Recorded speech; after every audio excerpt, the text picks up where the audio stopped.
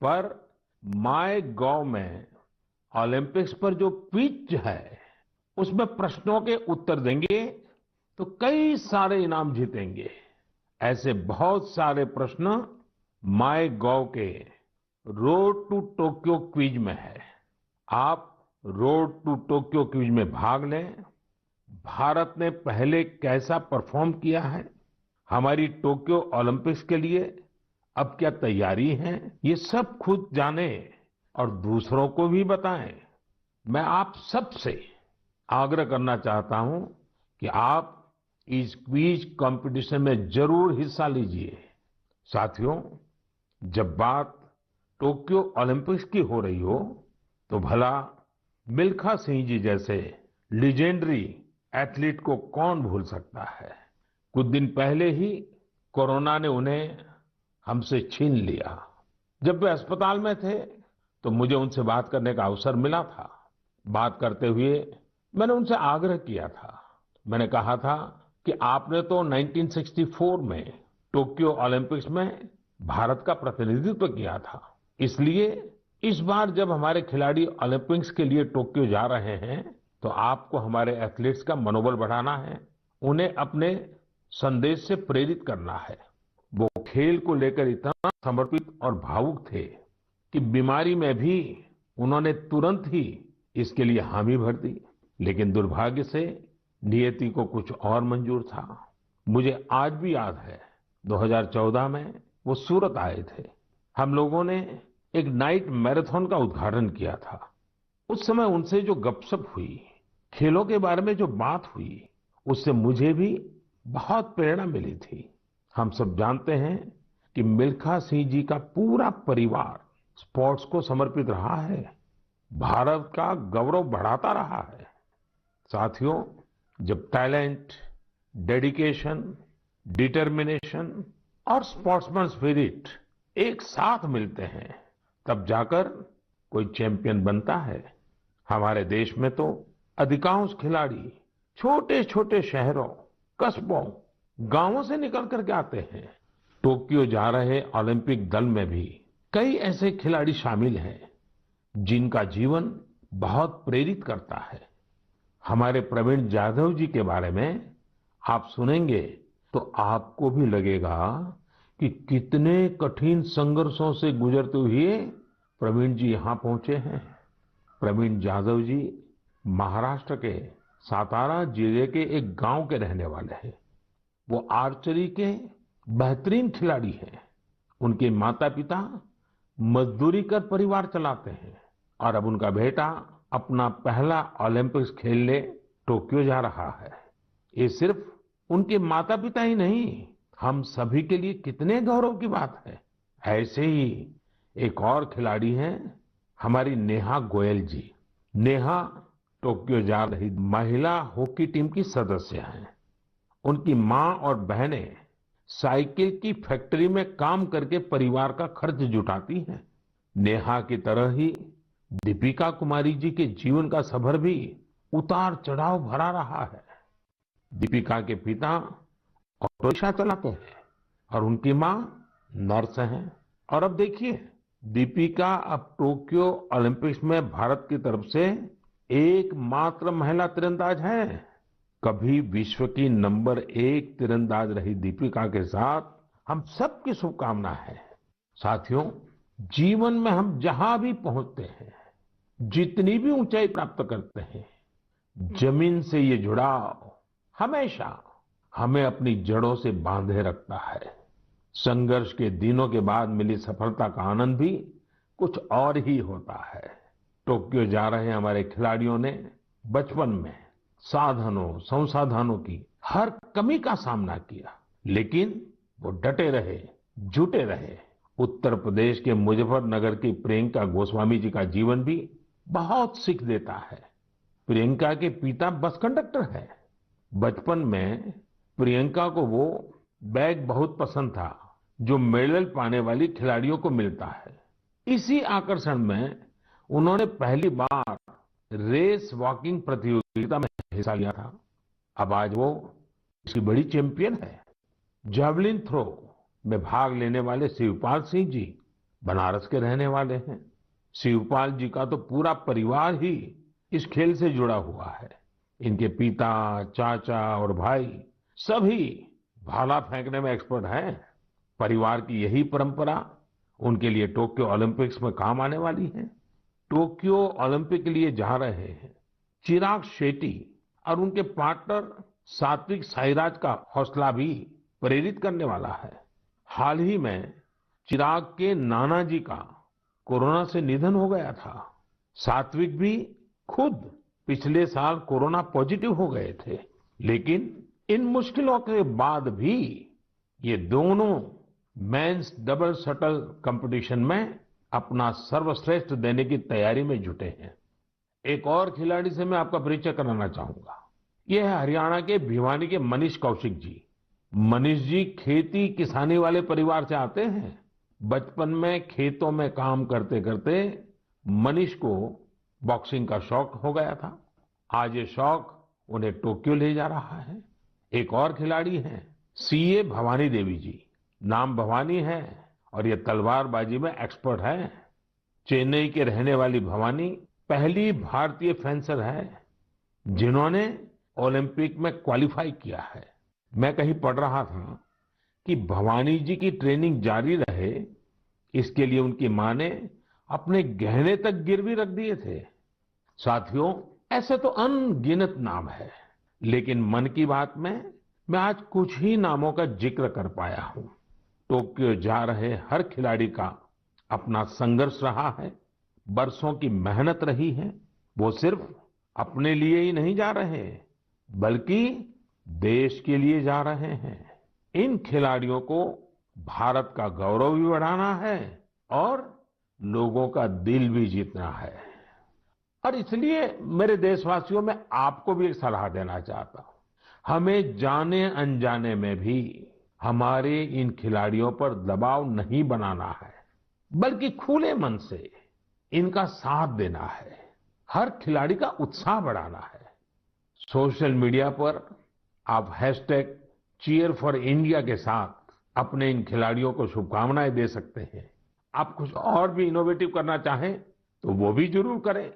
अगर आपको कोई ऐसा आइडिया आता है जो हमारे खिलाड़ियों के लिए देश को मिलकर करना चाहिए, तो वो आप मुझे जरूर भेजिएगा। हम सब मिलकर टोक्यो जाने वाले अपने खिलाड़ियों को सपोर्ट करेंगे। Cheer for India, cheer for India, cheer for India. मेरे प्यारे देशवासियों, कोरोना के खिलाफ हम देशवासियों की लड़ाई जारी है, लेकिन इस लड़ाई में हम सब साथ मिलकर कई असाधारण मुकाम भी हासिल कर रहे हैं। अभी कुछ दिन पहले ही हमारे देश ने एक अभूतपूर्व काम किया है। 21 जून को वैक्सीन अभियान के अगले चरण की शुरुआत हुई और उसी दिन देश ने 86 लाख से ज्यादा लोगों को मुफ्त वैक्सीन लगाने का रिकॉर्ड भी बना दिया। और वो भी एक दिन में। इतनी बड़ी संख्या में भारत सरकार की तरफ से मुफ्त वैक्सीनेशन, और वो भी एक दिन में, स्वाभाविक है इसकी चर्चा भी खूब हुई है।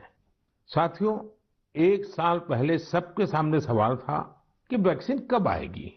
आज हम एक दिन में लाखों लोगों को मेड इन इंडिया वैक्सीन मुफ्त में लगा रहे हैं, और यही तो नए भारत की ताकत है। साथियों, वैक्सीन की सेफ्टी देश के हर नागरिक को मिले, हमें लगातार प्रयास करते रहना है।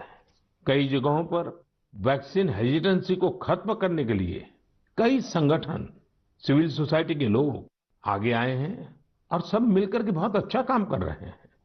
चलिए हम भी आज एक गांव में चलते हैं और उन्हीं लोगों से बात करते हैं वैक्सीन के बारे में।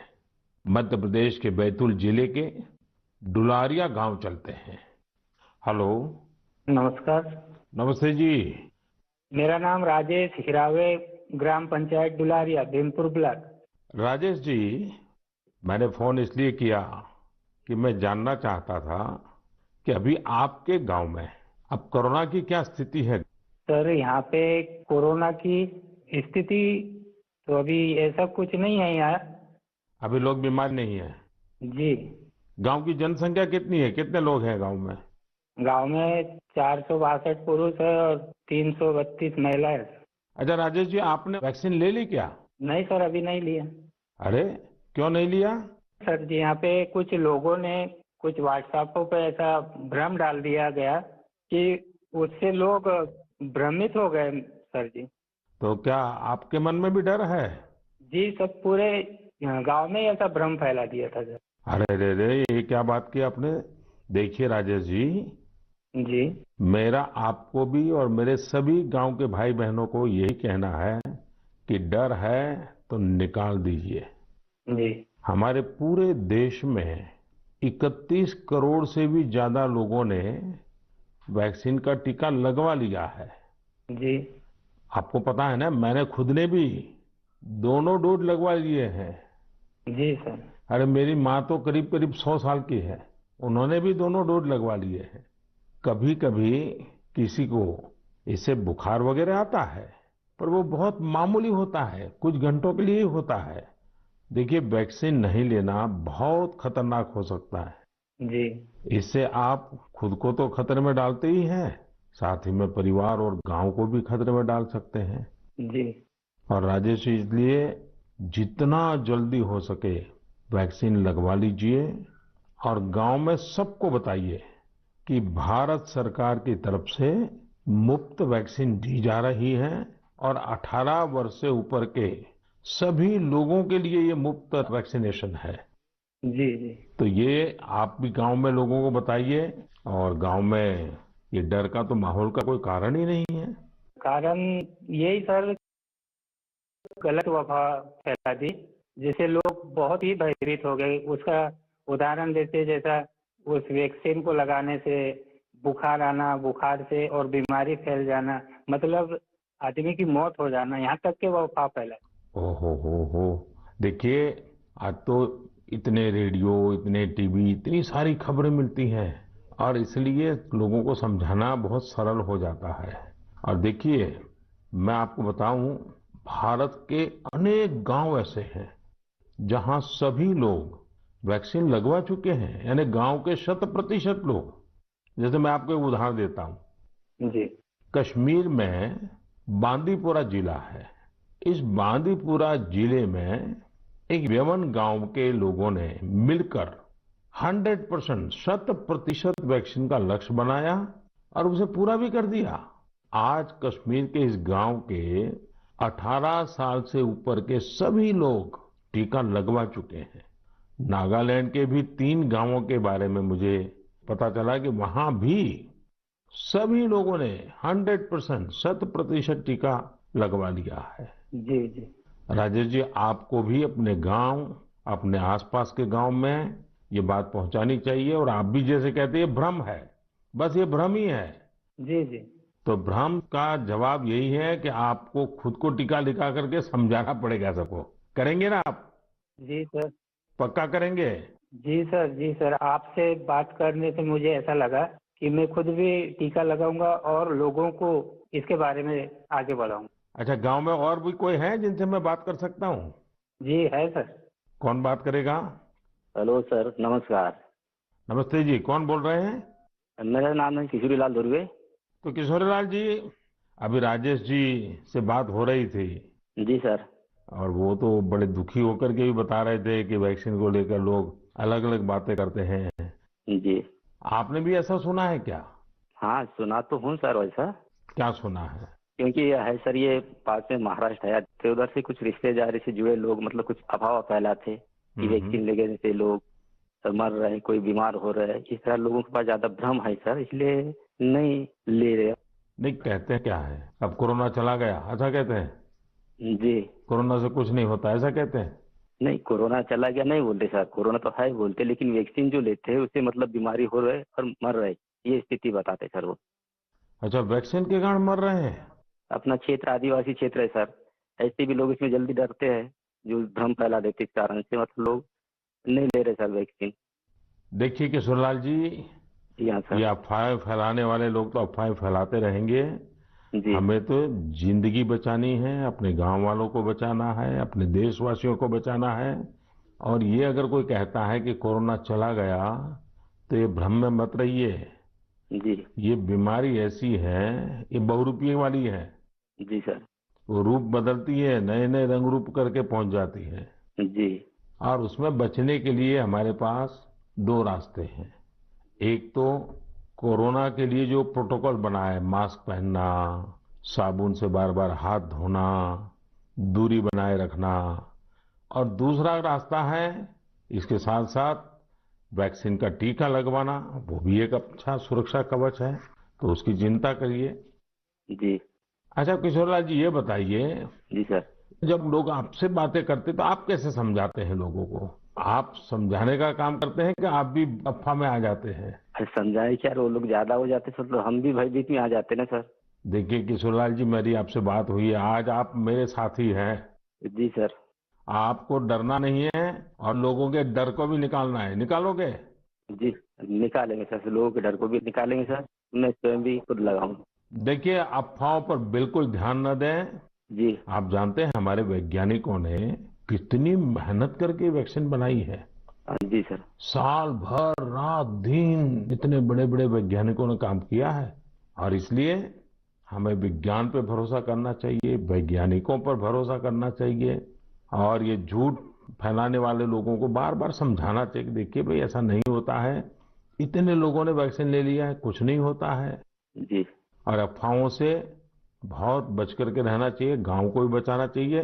जी। और राजेश जी, किशोरलाल जी, आप जैसे साथियों को तो मैं कहूंगा कि आप अपने ही गांव में नहीं, और गांवों में भी इन अफवाहों को रोकने का काम कीजिए और लोगों को बताइए मेरे से बात हुई है। जी सर। बता दीजिए, मेरा नाम बता दीजिए। बताएंगे सर और समझाएंगे लोगों को और स्वयं भी लेंगे। देखिए, आपके पूरे गांव को मेरी तरफ से शुभकामनाएं दीजिए। जी सर।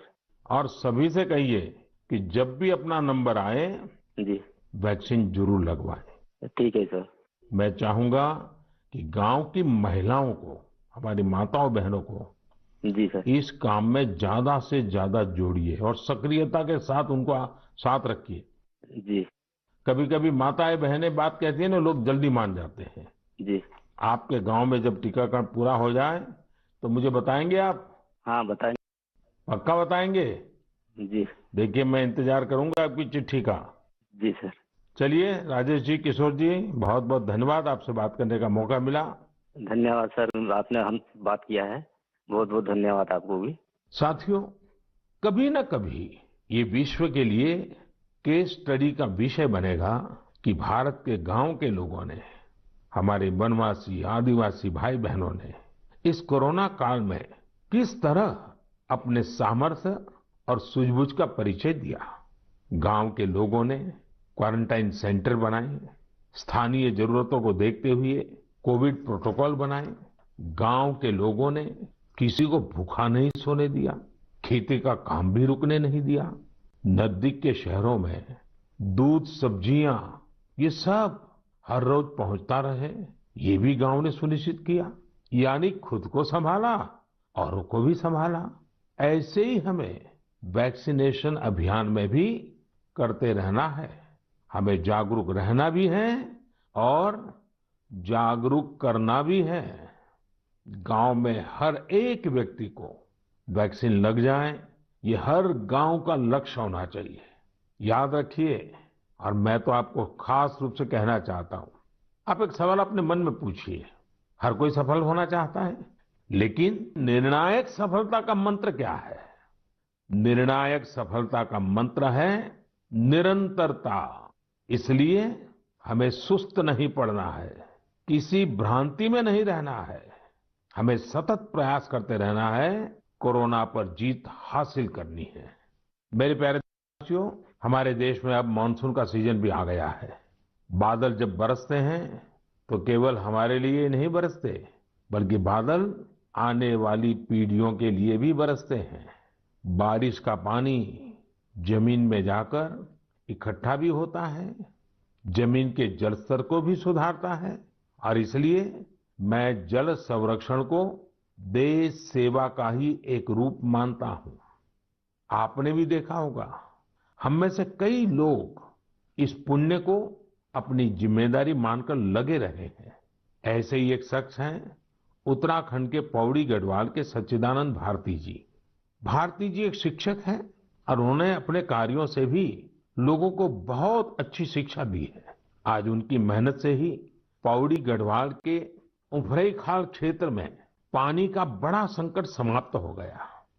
जहां लोग पानी के लिए तरसते थे, वहां आज साल भर जल की आपूर्ति हो रही है। साथियों, पहाड़ों में जल संरक्षण का एक पारंपरिक तरीका रहा है, जिसे चाल खाल भी कहा जाता है, यानी पानी जमा करने के लिए बड़ा सा गड्ढा खोदना। इस परंपरा में भारती जी ने कुछ नए तौर तरीकों को जोड़ दिया। उन्होंने लगातार छोटे बड़े तालाब बनवाए। इससे न सिर्फ उफरैंखाल की पहाड़ी हरी भरी हुई, बल्कि लोगों की पेयजल की दिक्कत भी दूर हो गई। आप ये जानकर हैरान रह जाएंगे कि भारती जी ऐसी 30,000 से अधिक जल तलैया बनवा चुके हैं। 30,000। उनका ये भगीरथ कार्य आज भी जारी है और अनेक लोगों को प्रेरणा दे रहे हैं। साथियों, इसी तरह यूपी के बांदा जिले में अंधाव गांव के लोगों ने भी एक अलग ही तरह का प्रयास किया है। उन्होंने अपने अभियान को बड़ा ही दिलचस्प नाम दिया है, खेत का पानी खेत में, गांव का पानी गांव में। इस अभियान के तहत गांव के कई 100 बीघे खेतों में ऊंची ऊंची मेड़ बनाई गई है। इससे बारिश का पानी खेत में इकट्ठा होने लगा और जमीन में जाने लगा। अब ये सब लोग खेतों की मेड़ पर पेड़ लगाने की भी योजना बना रहे हैं। यानी अब किसानों को पानी, पेड़ और पैसा तीनों मिलेगा। अपने अच्छे कार्यों से पहचान तो उनके गांव की दूर दूर तक वैसे भी हो रही है। साथियों, इन सभी से प्रेरणा लेते हुए हम अपने आसपास जिस भी तरह से पानी बचा सकते हैं, हमें बचाना चाहिए। मानसून के इस महत्वपूर्ण समय को हमें गंवाना नहीं है। मेरे प्यारे देशवासियों, हमारे शास्त्रों में कहा गया है, नास्ति मूलम अनौषधम, अर्थात पृथ्वी पर ऐसी कोई वनस्पति नहीं है जिसमें कोई न कोई औषधीय गुण न हो। हमारे आसपास ऐसे कितने ही पेड़ पौधे होते हैं जिनमें अद्भुत गुण होते हैं, लेकिन कई बार हमें उनके बारे में पता ही नहीं होता। मुझे नैनीताल से एक साथी भाई परितोष ने इस विषय पर एक पत्र भेजा है। उन्होंने लिखा है कि उन्हें गिलोय और दूसरी कई वनस्पतियों के इतने चमत्कारी मेडिकल गुणों के बारे में कोरोना आने के बाद ही पता चला। परितोष ने मुझे आग्रह भी किया है कि मैं मन की बात के सभी श्रोताओं से कहूं कि आप अपने आसपास की वनस्पतियों के बारे में जानिए और दूसरों को भी बताइए। वास्तव में ये तो हमारी सदियों पुरानी विरासत है, जिसे हमें ही संजोना है। इसी दिशा में मध्य प्रदेश के सतना के एक साथी हैं, श्रीमान रामलोटन कुशवाहा जी। उन्होंने बहुत ही सराहनीय काम किया है।